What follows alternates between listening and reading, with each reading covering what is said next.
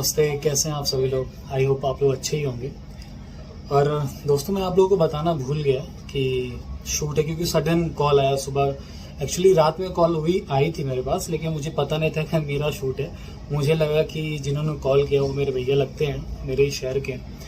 तो उन्होंने बोला कि कल आओ शूट पे, ये मठ के पास मुंबई में। तो मैंने कहा कि चलो 11-12 बजे तक जाऊँगा। फिर 8:30 बजे सुबह मैं सो रहा था, चूँकि 4 बजे मैं सोया था, ऑडिशन वीडियो बना रहा था। तो 8:30 बजे उनका कॉल आया और कहा कि अभी तुम आए नहीं। तो मैंने कहा कि क्या हुआ, कहला शूट है तुम्हारा, जल्दी आओ। तो यहाँ पे मेरा शूट है, आप देख सकते हैं कि जैसे मैंने वर्दी पहन रखी है, मुंबई महाराष्ट्र की वर्दी है ये। तो फिर मैं भागा आया और यहाँ पे आके मैं बनाना शुरू कर रहा हूँ। नहीं तो मैंने सोचा कि जैसे मैं जर्नी करके आया हूँ, मैं उस जर्नी को भी दिखाऊं, लेकिन वो नहीं हो पाया, उसके लिए सॉरी।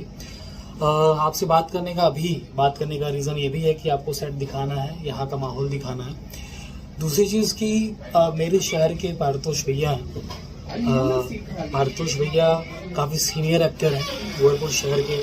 मैं जब 10th में था, यानी 2007 की मैं बात करूँ, तो मैं तब से इनको जानता हूँ, लेकिन मुलाकात अब हुई है मुंबई में, इस वर्ष में हुआ है। तो इनसे मिलते हैं और ये भी इसमें है, इस सीरीज़ में है। तो इन्हीं से जानेंगे कि क्या इनका कैरेक्टर है और क्या जर्नी है इनका। तो बात करते हैं पारितोष भैया से। जी, सबको नमस्कार। मेरा नाम पारितोष कुमार है और मैं गोरखपुर से ही रहने वाला हूँ और आदित्य छोटे भाई की तरह है। और बहुत दिनों के बाद मुलाकात हुई और इसमें जो मेरा कैरेक्टर है वो एक अंधे का है। और कहानी तो मैं पूरी नहीं बता पाऊंगा, क्योंकि जब उसको आप चैनल पे देखेंगे तो आपको पता चलेगा। लेकिन हाँ, थोड़ा सा कुछ कॉमेडी टाइप का है, ऐसा कुछ, बहुत मज़ा आएगा। और मैं आपको ये भी बता दूं कि ये जितने अच्छे एक्टर हैं, उतने ही अच्छे ये वॉइस डबिंग आर्टिस्ट भी हैं। और थिएटर के दिनों की बात करूं तो ये लोग चूँकि सीनियर कलाकार रहे हैं, तो हमेशा इन लोगों के बारे में तारीफ सुनने को मिलती थी। परफॉर्मेंस को लेके आपने रावण का कैरेक्टर किया है, उसके लिए मुझे दूसरों से तारीफ मिली है। तो ऐसा हुआ और हम लोग फेसबुक के माध्यम से एक दूसरे को भी देखते थे, जानते थे। तो अभी फाइनली फेस टू फेस मुलाकात हो रही है और ईश्वर का आशीर्वाद है कि एक साथ साझा करने को मिल रहा है। क्या बोलते हैं, सीन साझा करने को मिल रहा है, स्क्रीन शेयर कर रहे हैं। Thank you so much. हाँ, ये भाई ने पीछे हमें बताया, क्योंकि थोड़ी सी इंग्लिश मेरी सीख रहा हूँ, कोशिश कर रहा हूँ, लेकिन टाइम आने पे आ गया है। तो ये सीन है और मैं अभी आपको और भी भैया से मैं बात करूँगा, क्योंकि काफ़ी कुछ है बताने के लिए। कि मैं चाहूँगा कि भैया शॉर्ट में, क्योंकि शायद सीन भी इनका लग सकता है, इसलिए मैं शॉर्ट में ये क्या बताना चाहेंगे जो नए कलाकार हैं उनके लिए, जो करना चाहते हैं इस फील्ड में काम। देखिए, नए कलाकारों के लिए तो मैं यही कहूँगा कि सबसे पहले क्या है कि मेहनत कीजिए। अक्सर देखा जाता है कि हम अपने शहर में कोई एक थिएटर कर लेते हैं, एक नाटक कर लिया और अपने आप को पूर्णतः एक्टर समझ लेते हैं। ये उनकी सबसे बड़ी गलतफहमी है। एक्टर एक नाटक कर लेने से कोई एक्टर नहीं हो जाता है। ये एक तरह से जैसे हम ये कह सकते हैं कि हम लोग जब पढ़ाई करते हैं तो एक प्राइमरी होता है, उसके बाद से सीनियर 1, 2, 3, 4, 5। तो एक तरह से ये भी एक पढ़ाई है। और पढ़ाई का मतलब ये नहीं कि यहाँ पर क्या कहते हैं कि हमें किसी परीक्षा को पास करना है। परीक्षा हमारे लिए क्या हो गया, जो हम काम करते हैं उसमें हमें लोगों से एप्रिशिएशन मिलता है और उसमें हमें कमियां दिखाई देती हैं, उस कमियों को हम कैसे पूरा करें। और ये एक है अथाह सागर। आपको लगता है कि हमने इतना कर लिया तो ये चीज़ें जो है हो गया, ये नहीं। एक अभिनय एक ऐसी चीज़ है कि जहाँ आप बूढ़े हो जाएंगे तो भी वो आपको लगेगा कुछ ना कुछ मुझे सीखना ही है। इसके सबसे बड़े एग्जाम्पल आपके महानायक सदी के श्री अमिताभ बच्चन जी हैं, जो हमेशा यही कहते हैं कि अभी भी मैं सीख रहा हूँ। तो उन लोग के सामने तो हम लोग कुछ है नहीं। तो जो नए लोग हैं उनके लिए सबसे बड़ी चीज़ है कि थिएटर वो लगातार करें, अच्छी किताबें पढ़ें, अच्छी फिल्में देखें और कुछ सीखने का जब अगर आपको मौका मिले तो अपने से जो सीनियर हैं, और सीखा किसी भी से भी जा सकता है, चाहे वो आपका छोटा हो चाहे वो आपका बड़ा हो, कहीं से भी आप सीख सकते हैं। जी। तो सीखने की जो प्रक्रिया है ना वो हमेशा बनी रहे, क्यूरियोसिटी बनी रहे कि हाँ हमको कुछ अलग करना है, कुछ अलग करना है। और जब आप मुंबई आते हैं तो सबसे बड़ी चीज़ है कि सबसे पहले तो एक लिस्ट बनाइए कि कहाँ पर क्या चल रहा है, कैसे कैसे, और इसके लिए अपने दोस्तों से। एक और चीज़ कहूँगा कि किसी भी अपने दोस्तों से ये उम्मीद मत रखिए कि वो आपको काम दिला सकता है, क्योंकि इंडस्ट्री में कोई आपको काम नहीं दिलाता है, आपको रास्ता बता सकता है। उस रास्ते पर आपको खुद चलना होगा, क्योंकि सबकी अपनी अपनी कैपेबिलिटी होती है।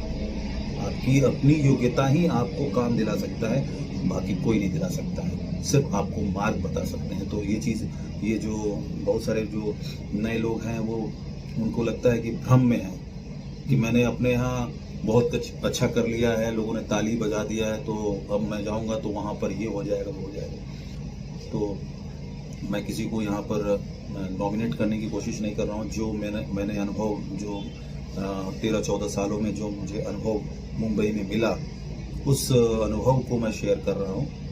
और हो सकता है किसी के साथ चमत्कार तो किसी के साथ भी हो सकता है। कोई आया हुआ कल का आदमी कल स्टार हो जाता है। तो इसका ये मतलब नहीं है कि संभावनाएं नहीं है, संभावनाएं हमेशा है। और उसको एक्टर के लिए कहा जाता है पैशन और पेशेंस।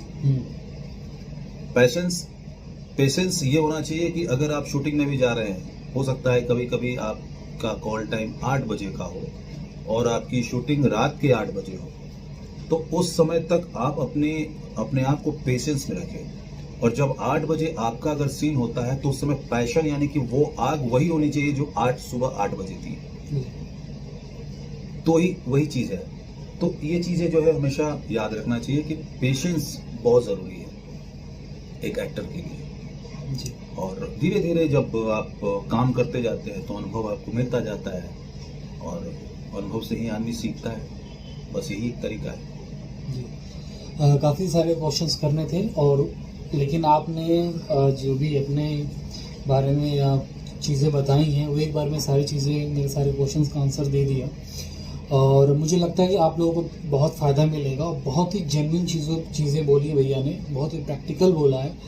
दूर से क्या होता है, दूर के ढोल सुहाने लगते हैं, ऐसा हमने जो सुनते हैं, और सच भी है कि ऐसा हम जाते हैं, एक प्ले कर लिया, एक काम कर लिया तो हम स्टार हो जाएंगे, ऐसा कुछ नहीं है भाई। प्रैक्टिकल करके देख लो, ठीक है, तो आपको पता चलता है। खैर, तो अभी हम सेट भी आपको दिखाएंगे। ये सेट मैंने जैसा बोला कि मड में है, मनीषा बंगलो, ये मुंबई में पड़ता है। वर्सोवा क्रॉस करने के बाद जेट्टी क्रॉस करते हैं, फिर आपको वो पड़ता है, वो तो मैं दिखा नहीं पाया आपको, क्योंकि वो जेट्टी से क्रॉस करके हम मड की तरफ आते हैं वर्सोवा से। तो सेट दिखाते हैं।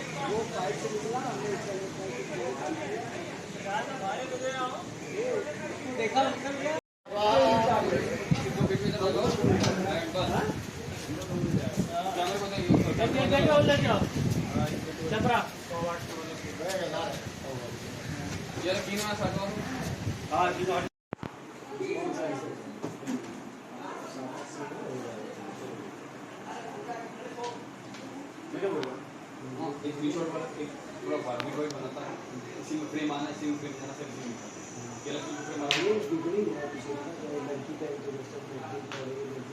जो उसको मैं दूंगा।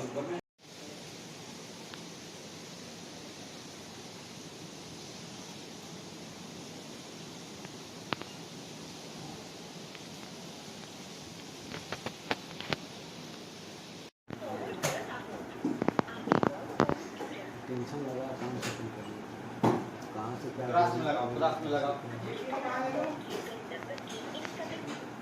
मैं कॉल कर लूँ क्या आपके फ़ोन से?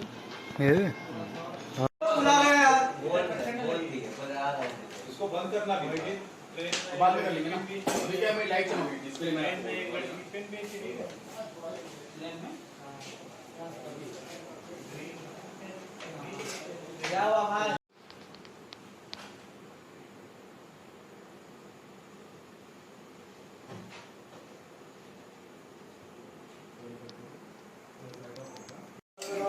दूसरा कैमरा डालो जूम वाला। आई होप आप लोगों ने एंजॉय किया होगा।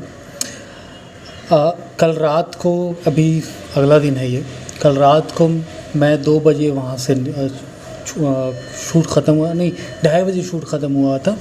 फिर मैं 2:30 बजे रात में यहाँ लगभग अपने घर पे 3:30 बजे पहुँचा हूँ और अगले दिन ये मैं वीडियो बना रहा हूँ।